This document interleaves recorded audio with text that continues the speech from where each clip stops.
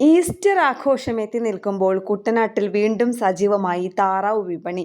പക്ഷിപ്പനി മൂലം നിലച്ചിരുന്ന താറാവ് കൃഷി ഒരിടവേളയ്ക്ക് ശേഷം സജീവമായത് കർഷകർക്കും താറാവ് വിപണനം നടത്തുന്നവർക്കും ആശ്വാസമായിട്ടുണ്ട്.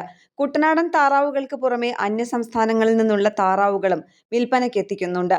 കൊയ്ത്തു കഴിഞ്ഞ പാടശേഖരങ്ങളിൽ തീറ്റയ്ക്കായി 10,000-കണക്കിന് താറാവുകളെയാണ് ഇറക്കിയിട്ടുള്ളത്.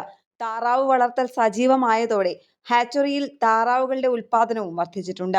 സർക്കാർ ഉടമസ്ഥതയിലുള്ള ഫാമുകളിൽ നിന്ന് കുഞ്ഞുങ്ങളെ വിരിയിച്ച് വിതരണം ചെയ്യുന്നതിന് പുറമെ ചെന്നിത്തല, പള്ളിപ്പാട്, നെടുമ്പ്രം തുടങ്ങിയ സ്വകാര്യ ഹാച്ചറിയിൽ നിന്നും കുഞ്ഞുങ്ങളെ വിരിയിക്കുന്നുണ്ട്. ഇവിടെയെല്ലാം കുട്ടനാടൻ താറാവുകളായ ചാര, ചെമ്പല്ലി ഇനങ്ങളിൽപ്പെട്ടവയാണ് കൂടുതലും വിരിയിച്ചെടുക്കുന്നത്. തമിഴ്നാട്ടിൽ നിന്നെത്തിക്കുന്നത് കുഴിത്തല, ആറാണി എന്നീ ഇനങ്ങളെയാണ്. ഇവയ്ക്ക് കുട്ടനാടൻ താറാവുകളേക്കാൾ വലിപ്പം കൂടുതലാണ്. കുട്ടനാടൻ താറാവുകൾക്ക് 250 രൂപ മുതൽ 300 രൂപ വരെ വിലയുള്ളപ്പോൾ തമിഴ്നാട്ടിൽ നിന്ന് എത്തുന്നതിന് 225 രൂപയിൽ താഴെയാണ് വില.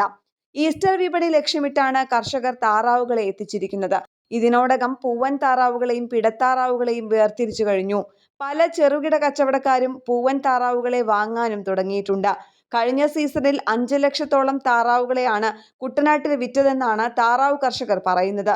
എന്നാൽ പക്ഷിപ്പനിയെ തുടർന്ന് ക്രിസ്മസ് കാലത്ത് താറാവ് കച്ചവടം വൻതോതിൽ കുറയുകയും ലക്ഷങ്ങളുടെ നഷ്ടം കച്ചവടക്കാർക്ക് ഉണ്ടാവുകയും ചെയ്തിരുന്നു.